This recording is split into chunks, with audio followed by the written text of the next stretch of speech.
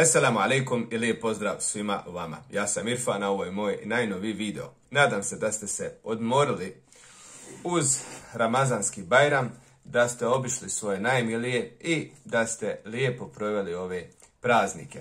Današnja tema je više anegdota nego što se radi o naučnom pristupu ove iste teme.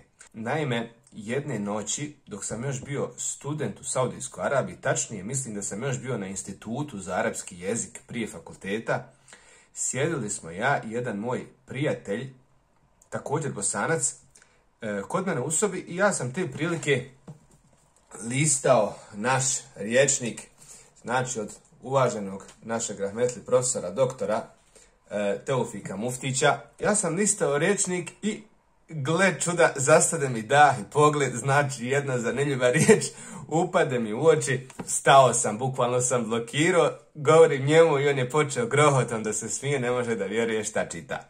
Iako nije rijetkost da u ovome rječniku nailazimo na slične takve riječi, znači nije to do autora, nego je to jednostavno do jezika, međutim i drugi jezici i u drugim jezicima imamo slične pojave. Normalno ako se radi o nekom naučnom dijelu kao što je ovaj leksikon, nije ni čudo da se takve stvari spominju. Gotovo da nemate stranice na kojoj nema jedna ovakva škakljiva riječ. Jedan naš kolega, također Bošnjak, koji i dalje studira u Saudijskoj Arabiji, ima priliku reći kada spominje ovaj rječnik, kaže, otvorio sam, kaže, bezobraznika.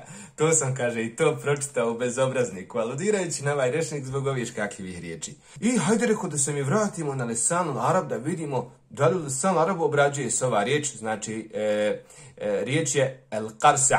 Qarsa. Šta je qarsa na arapskom jeziku? Otvorim ja, imao sam tu, koliko se sjećam, pri ruci Lisanul Arab. Imao sam Lisanul Arab tad. Otvorim ja Lisanul Arab kad gle obrađuje ovu riječ tamo Ibn Manzur.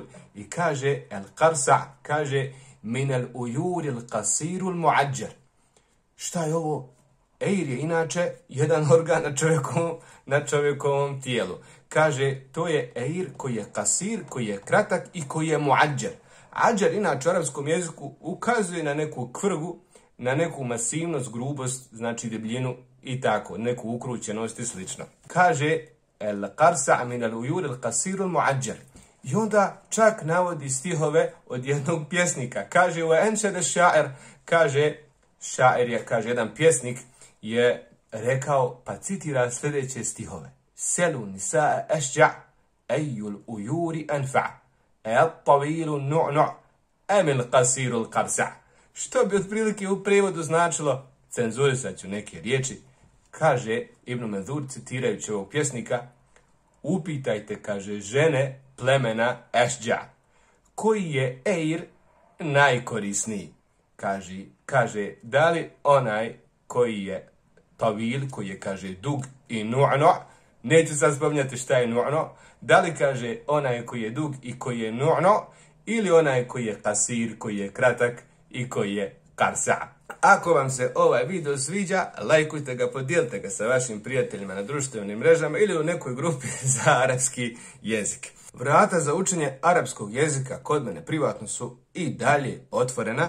Šta možemo raditi? Možemo učiti arapski jezik kao što to rade većina mojih kandidata po knjigama El Arabijetu bejne jedejk.